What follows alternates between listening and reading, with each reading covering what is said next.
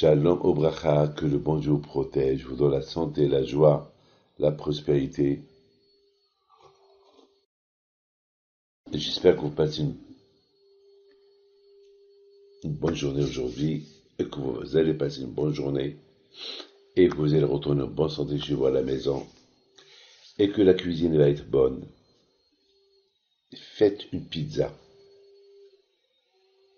pour votre mari s'il n'a pas mangé depuis longtemps. Et s'il a mangé depuis longtemps, alors faites-lui un steak. Faites plaisir à vos maris. Et vous, les hommes qui écoutez, faites plaisir à votre femme. Achetez-lui une fleur, un bijou, un diamant, selon vos moyens. Un gâteau, un chocolat, n'importe quoi. Aujourd'hui, c'est le jour qu'il faut faire plaisir à quelqu'un. Ou faire la tzedaka à quelqu'un. Donner quelque chose à quelqu'un. Mais mes amis, c'est comme ça que vous allez voir des miracles. Lorsqu'on fait du hesed, on fait du bien. C'est la seule chose qui a sauvé Noah du déluge. Ce qui a sauvé Noah du déluge, c'est la prière. Comment il a prié, Noah? Eh bien, sa prière, il n'avait pas le temps de prier. Hier, on a expliqué hier que Noah, il a prié à Hachem qu'il soit délivré de la Teva pour aller étudier la Torah. Il a préféré, il a dit ça, et Hachem, j'ai vu assez de miracles, maintenant je vais aller étudier la Torah. Et vous savez, on compare la Teva à la Yeshiva. Le seul endroit où on peut être protégé du déluge, c'est lorsqu'on est à la synagogue. On est dans la Teva. Alors Noah, sa protection du déluge, c'était le fait qu'il était dans la Teva. Et maintenant, il veut étudier la Torah, mais il ne peut pas étudier la Torah.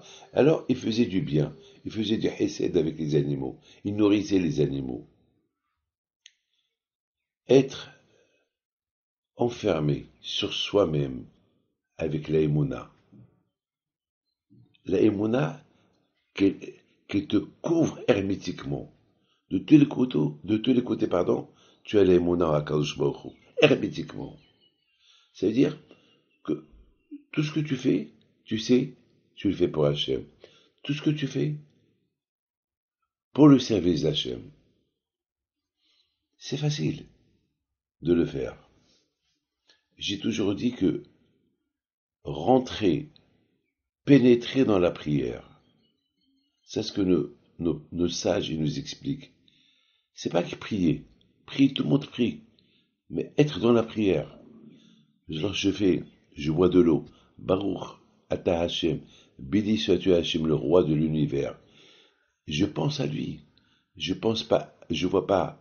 C'est pas que je fais la bracha et je pense à l'argent. Je pense aux vacances. Je pense à Hachem. Merci Hachem pour ce que tu m'as donné.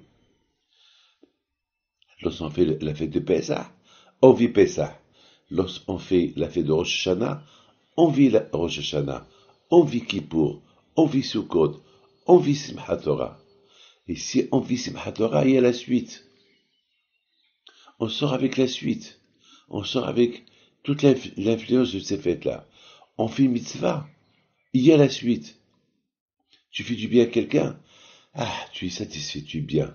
Tu es super bien. Mes amis, il y avait un ami à moi. Il s'appelle Bernard Cohen, à New York. Je ne l'ai pas vu depuis longtemps. Apparemment, je pense qu'il est décédé. Mais ce Bernard Cohen, il était un rescapé de la Shoah. Le seul qui a survécu à la Shoah, toute sa famille a été tuée. Et ce Bernard Cohen, il venait me voir toujours. Tout le temps, il venait me voir. Et toujours, il voulait une bracha pour que sa fille se marie. Il me dit, si Hachem m'a laissé vivant de toute ma famille, alors il est en train de me tuer, que je vais mourir sans laisser de famille. Parce que si je meurs, et ma fille, elle n'est pas mariée, alors toute ma famille a été exterminée dans la Shoah. J'ai plus personne, j'ai que ma fille. Moi je suis vieux. Il me faisait de la peine. Alors je lui dis, mon fils, il n'y a pas plus que toi qui dois prier pour toi-même. Parce que toi, tu as vécu la Shoah et tu te rappelles de la Shoah et le bon Dieu t'a choisi à vivre dans cette Shoah, donc tu dois être proche d'Hachem et le plus que tu crois en Dieu. Alors prie. Elle m'a dit, alors je vais prier quoi? Je lui ai dit, tu pries au bon Dieu pour que ta fille elle se marie, pour que ta fille elle aura un bébé et pour je sais pas, on verra d'ici là. Et à partir de là, il était heureux, il était content. Il était content, il était heureux. Et bon, Hachem, la même année, sa fille, elle s'est mariée. Alors il avait 60, je sais pas, 70 ans. Sa fille, elle s'est mariée, elle avait 40 ans, sa fille. Et maintenant, il venait, il disait, maintenant, bon, Hachem, merci Hachem, voilà, mon plan, il se réalise. Ah, maintenant, je veux qu'elle ait un enfant. Elle a eu un enfant. Il était le syndac pour la brit mila de son petit-fils. Et un jour, il vient chez moi et me dit, aïe, aïe, aïe, aïe, aïe, aïe, si mon petit-fils, j'assiste à sa bar mitzvah, aïe, aïe, aïe. Je dis, mon fils, monsieur Bernard, avec tout ce que vous avez passé et que vos prières, ils sont montées chez Hachem, tu peux demander à Akadosh Baruch Hu même ça. Et grâce à Dieu, il est resté vivant encore 13 ans. Et la semaine de la bar mitzvah, il est venu me voir à New York. Mais à partir de là, ça fait maintenant 10 ans, je ne l'ai plus vu. Je pense qu'il est décédé. Je ne l'ai plus revu. Regardez la force de la prière. Beaucoup des fois, il priait, mais il n'est pas rentré dans la prière. Mais tant qu'il est rentré dans la prière, de voir Akadosh Baruch Hu, comment les tzadikim réussissent que leur prière monte chez Akadosh Baruch Hu, parce qu'ils pénètrent dans la prière. Ils rendent la prière quelque chose d'acquis. Et Akadosh Baruch Hu accepte leur prière. Que Hachem vous protège et vous dans la santé, la joie. Amen.